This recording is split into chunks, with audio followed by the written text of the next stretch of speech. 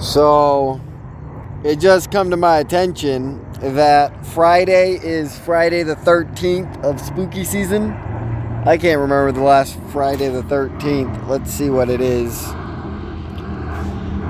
Last Friday the 13th in October.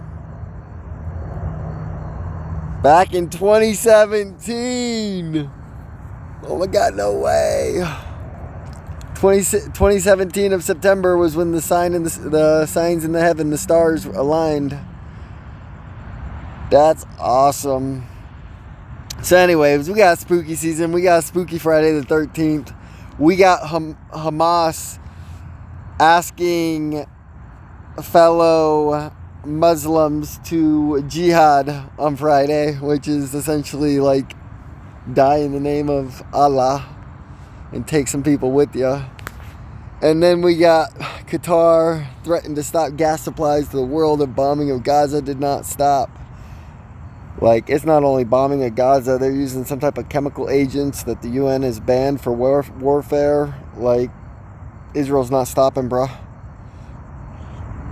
Like, this is all the marbles.